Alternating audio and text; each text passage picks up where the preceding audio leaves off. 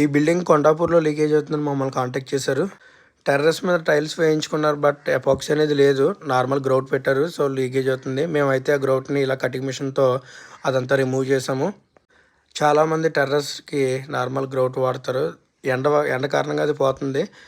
ఈ విధంగా స్క్రాపర్తో కటింగ్ చేసిన తర్వాత ఆ యొక్క గ్రౌట్ని అయితే మేము రిమూవ్ చేసి మొత్తం అంతా బ్రష్ పెట్టి క్లీన్ చేయడం జరిగింది.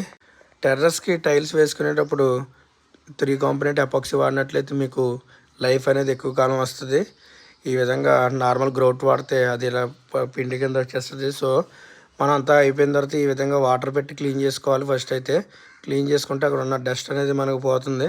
ఎపాక్సీ పెట్టే ముందు మనం ఇలా కటింగ్ చేసుకుని క్లీనింగ్ చేసుకుని తర్వాత ఇట్లా వాటరింగ్ అనేది మనం చేసుకున్నట్లయితే ఆ యొక్క గ్యాప్లోకి ఈ యొక్క ఎపాక్సీ అనేది వెళ్తుంది. అప్పుడు లైఫ్ అనేది మనకు ఎక్కువ కాలం వస్తుంది. కాబట్టి ఈ విధంగా మనం వాటర్ పెట్టి అయితే ఖచ్చితంగా క్లీన్ చేసుకోవాలి. 3 కాంపోనెంట్ ఎపాక్సీ అనేది మీకు ఎంఐకేలో కానీ డాక్టర్ ఫిక్సిట్లో కానీ దొరుకుతుంది. ఈ విధంగా మనం ఎపాక్సీ పెట్టుకున్నట్లయితే మనకి అది ఎండకైనా సరే వానకైనా సరే మనకి ఏ విధమైన డ్యామేజ్ ఉండదు. లైఫ్ అనేది ఎక్కువ వస్తుంది. మీరు టెర్రస్ మీద టైల్స్ వేసి లీకేజ్ అవుతుందని చాలామంది ఆ యొక్క టైల్స్ని అనేది తీసేసి మళ్ళీ ఫ్లోరింగ్ చేపిస్తున్నారు. అలా ఫ్లోరింగ్ చేయించడం వల్ల కూడా అది యూవీ రెసిస్టెంట్ కాదు, కాబట్టి ఫ్లోరింగ్ కూడా క్రాక్స్ వస్తాయి. అందుకే టైల్స్ ఉన్న వాళ్ళు మళ్ళీ టైల్స్ చేయించుకోకుండా ఈ విధంగా వాటర్ ప్రూఫింగ్ చేసుకున్నట్లయితే మీకు ఫ్యూచర్లో అయితే ఏ ప్రాబ్లం రాదు. కార్నర్స్ మెయిన్ ఫిల్ చేసుకోవాలి. ఇట్లా